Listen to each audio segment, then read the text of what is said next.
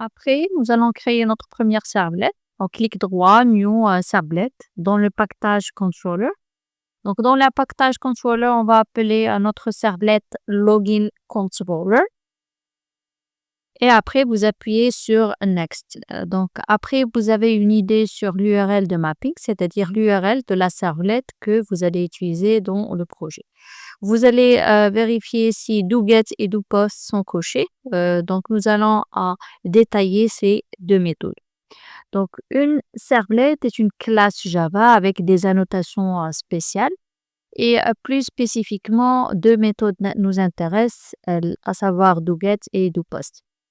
Dans cet exercice, nous allons travailler avec la méthode doPost du moment que le formulaire envoie des données en utilisant la méthode get. Donc, ça veut dire nous allons récupérer tout d'abord le login et l'enregistrer dans une variable appelée login. Donc, pour récupérer le login saisi par l'utilisateur, on va utiliser request qui est un objet prédéfini ou bien un objet implicite. On appelle .getParameter. Donc, getParameter est une fonction appartenant à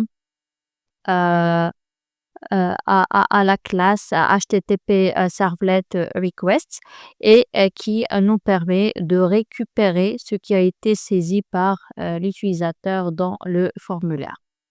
Donc, nous allons récupérer deux champs.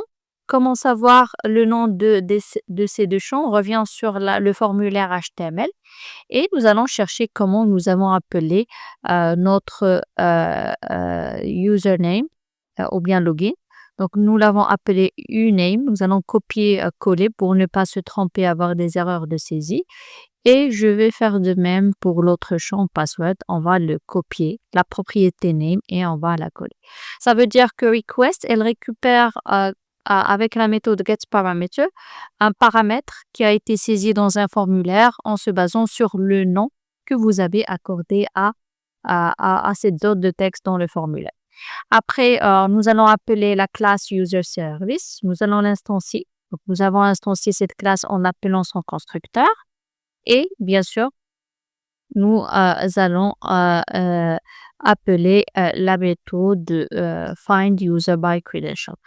Donc, pour cela, on va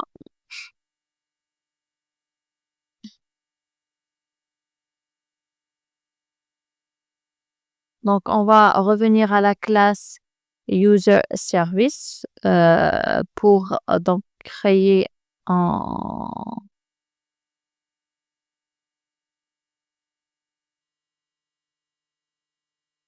donc pour la modifier. Donc, on va modifier en fait le constructeur de userService pour enlever tous les paramètres parce que nous n'avons pas besoin d'un paramètre dans ce constructeur. Et donc, on va revenir à notre servlet pour appeler à la méthode findUserByCredential. Donc, bien sûr, on va faire une condition si on trouve l'utilisateur dans la base de données, c'est-à-dire si la fonction findUserByCredentials renvoie true. Dans ce cas, on va afficher la page principale. Ça veut dire que l'utilisateur peut accéder à notre site. Donc, response.sendRedirect et on lui donne la localisation de la page affichée. Ça veut dire si l'utilisateur a le droit d'accéder à cette page, on envoie une réponse. Donc, comment je sais que c'est une réponse? Donc, grâce à response qui est de type HTTP Servlet Response. Bien sûr, si l'utilisateur n'existe pas dans la base de données, c'est-à-dire le else, on va juste afficher une page d'erreur pour dire que voilà, l'utilisateur n'existe pas dans la base de données.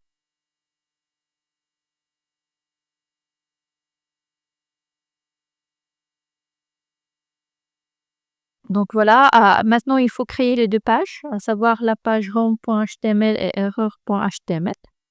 Donc, dans cette première partie, on a récupéré les paramètres, on a instancié la classe userService et on a appelé la méthode findUserByCredentials.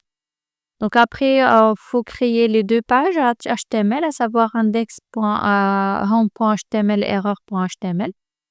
Bien sûr, vous pouvez, remplir, ces, pages, avec du contenu, avec des balises HTML. On va revenir sur ça, dans, la prochaine manipulation.